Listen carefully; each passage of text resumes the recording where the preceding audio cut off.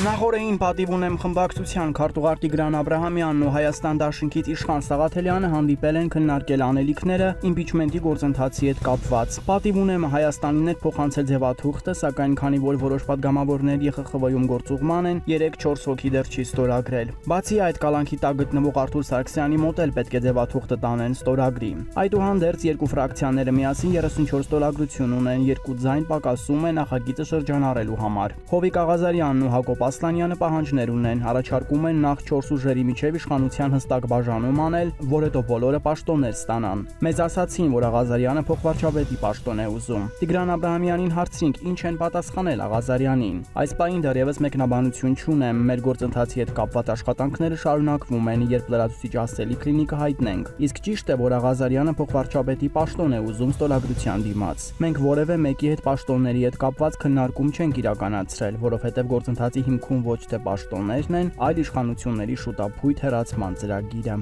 Վարդան Ղուկասյանի հասցեին 3 սպառնալից հայտարարություններ հնչեցին։ Փաշինյանը պատասխանելով Գյումրեցի պատգամավոր Կարեն Սարուխանյանի հարցին սպառնաց, որ Ղուկասյանին դուրս են շպրտելու քաղաքական ու հանրային դաշտից։ Թերևս մտադիր են քրգործ հարուցել նրա դեմ ՀՀ ինքնիշխանության դեմ իբր արած հայտարարության համար։ Սարուխանյանին հարցրինք, ինչպես են Գյումրուն ընտրված համայնքապետին դուրս շպրտելու։ Դա պետք է անի առաջին հերթին գյումրեցին, ասաց նա։ Հիշեցրինք, որ գյումրեցին իր քայլն արել է եւ ամիսներ առաջ իր ձայնը տվել է հենց Ղուկասյանին։ Դա կարվի Սահմանադրական օրենքով նախատեսված ձևերով որպես ժողովրդավարական երկիր, շարունակեց նա։ Անվստահության միջոցով, բայց ավականիում ընդդիմությունը մեծամասնություն է, ունեն, բայց ցանկացած պահի կարող են չունենալ։ Մտադիր եք մարդագողությամբ զբաղվել։ Դա մարդագողություն չէ, քաղաքական պրոցես է։ Քրեական հետապնդումների միջոցով եք ոմանց ձեր կողմը բերելու։ Այս հարցին պատգամավորը չպատասխանեց։ Ակնհայտ է, որ գործի է դրվել Փաշինյանի սիրելի քրեական մահակը եւ իշխանություն խլելու սցենարն են կիրառելու։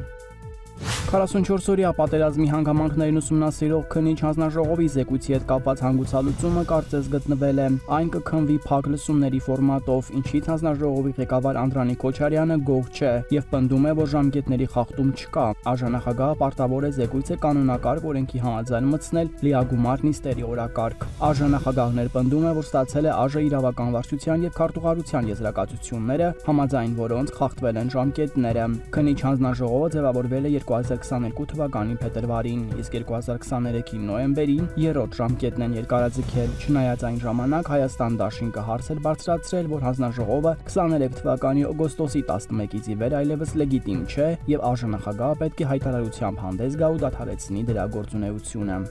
Իշխանությունը ջանք ու երանգ չի խնայում բոլոր ընդդիմադիրներին ռուսական լրտես որակելու համար, բայց պարզվում է ՌԴ-ն որոշել է փոխել իր տակտիկան։ Հայաստանյան այն բոլոր քաղաքական ուժերին, որոնք դիմել են ֆինանսական աջակցության համար, կտրուկ մերժել են, պատճառաբանելով, թե ձեր պայքարը բիզնեսի մի վերածեք, մեր հաշվին փող մի աշխատեք։ Որոշել են այս անգամ միայն բարոյական աջակցություն ցուցաբերել եւ միայն այն տեխնացուներին եւ ուժերին, որոնք պատրաստ են ներդնել իրենց միջոցները։ Ամբողջ քարոզարշավը պիտի ֆինանսավորվի հենց այս բանաձևով։ Ասում են նույն տակտիկան են կիրառել նաև Մոլդովայում, որը թեև արդյունավետ չի եղել, բայց այս պահին չեն պատրաստվում տակտիկան փոխել։ Մեզ հաջողվեց պարզել, որ Հայաստանից այդպիսի ուժեր արդեն իսկ կան, որոնց տեխնացուները գնացել են, ասել են փողի կարիք չունենք։ Եթե կարող եք այլ կերպ օգնել կամ գոնե չխանգարել, ելի շնորհակալ կլինենք։ Մի կողմից լավ է, որ քարոզարշավի հաշվին փող աշխատող ուժեր այս անգամ չեն լինի։ Մյուս կողմից գործող իշխանությունը չի կարողանա ՌԴ-ի շպիոնի պիտակ կպցնել անդիմադիրներին, բայց անհասկանալի է, թե Ռուսաստանն ինչով կարող է աջակցել, եթե ֆինանսապես էլ չի օգնելու։